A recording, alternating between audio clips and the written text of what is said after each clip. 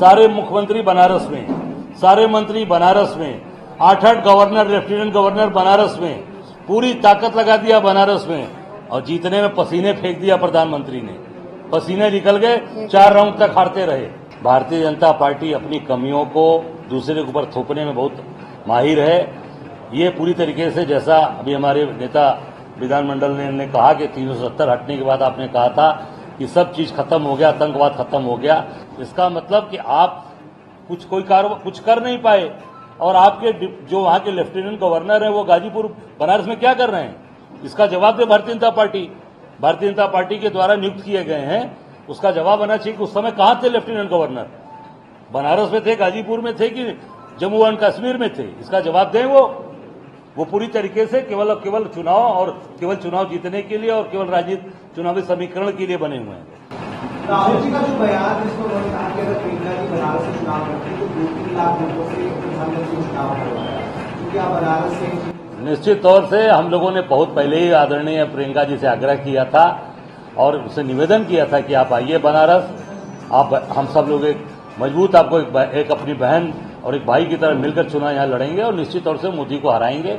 पर मैं समझता हूं कि उनको पूरे देश के अंदर काम करना, पूरे देश के अंदर उनको प्रचार करना, पार्टी की तरफ से जो निर्देश उनको मिला होगा उसका उन्होंने पालन किया। इस लड़े कितने पे थे हम?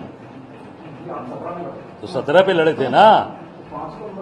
तो नहीं, फिर कैसे 17 में हम लड़े, 17 में हम 6 जीते हैं। हम 80 पे नहीं लड़े हैं।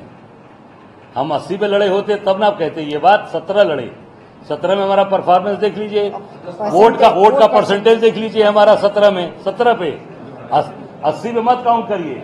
और जो हमें सीटें हराई गई, अब सदल प्रसाद जी को जबरदस्ती हरवाया, जबरदस्ती सरकार ने हरवाया सदल प्रसाद जी को। बांसगांव हमारी देवरिया की सीट जबरदस्ती हराई गई, महाराजगंज की सीट जबरदस्ती हराई गई, और अमरोहा की सीट जबरदस्ती हराई गई।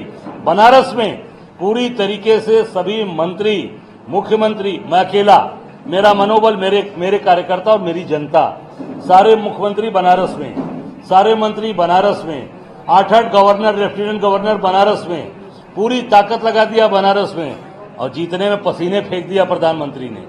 पसीने निकल गए, 4 राउंड तक हारते रहे। देखो ऐसा है, ये भारतीय जनता पार्टी के लोग जिनको बनाए हैं, पहले उनसे तो काम ले नहीं पा रहे हैं। उनके लेफ्टिनेंट गवर्नर बने हैं, वो जम्मू के वहां आतंकवादी घटना घट रही है, वो बनारस और मेरी घूम रहे हैं, आपने गाजीपुर में घूम रहे हैं। तो पूरी तरीके से खुद अपने आप को पहले झांक कर देखिए।